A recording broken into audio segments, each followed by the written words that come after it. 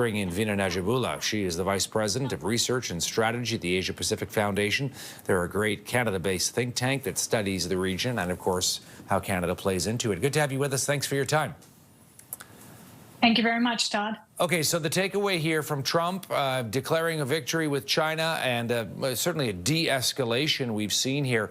What does it mean for you?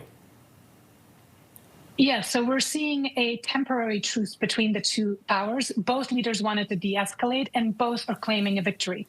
President Trump, of course, said that this was the most fantastic meeting and an amazing outcome.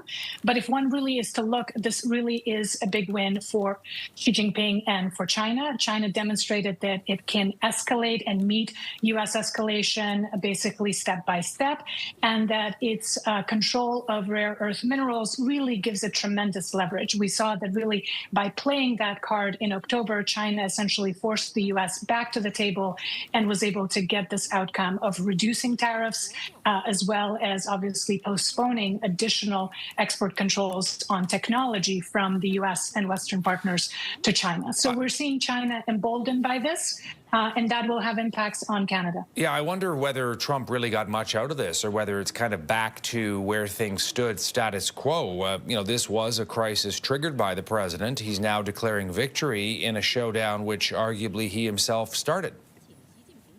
Yes, so what we are seeing is that he's gotten promises that China will buy U.S. soybeans. As you know, U.S. sells about $12 billion worth of soybeans to China, and China was boycotting those purchases because of the tariff war. So he's getting some promises on that. He's also getting a promise that China will not come in with its export controls on rare earth minerals for 1 year. So, Todd, we're basically seeing sort of a ceasefire for 1 year, but of course, anything can happen at any point. This is fragile. And you're absolutely right. We saw U.S. escalate and then President Trump back down just when China essentially met the escalation and did not buckle under pressure. How about Canada here, Vina, who's caught in the middle of this? We've got a trade war against us by President Trump. We've got a trade war against us by the Chinese, hitting our agricultural sector. Mark Carney's got a big meeting with Xi Jinping, the president of China, coming up tomorrow. Yeah, so job number one for us, of course, is to stabilize relations with the U.S. because that is still our biggest economic and security partner. But this meeting with Chinese President Xi Jinping offers an opportunity for Prime Minister Carney to gauge where the relationship can go. Now, he said that he wants to recalibrate the relationship, that he wants to figure out what's possible with China now in this new environment, and that he doesn't want to have a transactional relationship, but rather build a genuine relationship. Now, Todd, that's going to be really challenging, and we have to proceed with caution because building a relationship with Beijing, with the Chinese Communist Party, is not going to be easy.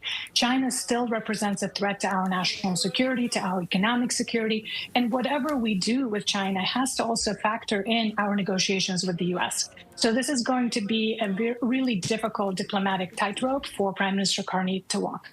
Vina Nadjibula, Vice President of Research Strategy at the Asia Pacific Foundation. Today she is in Ottawa. Thanks, as always, for this. Great to have you with us. Thank you.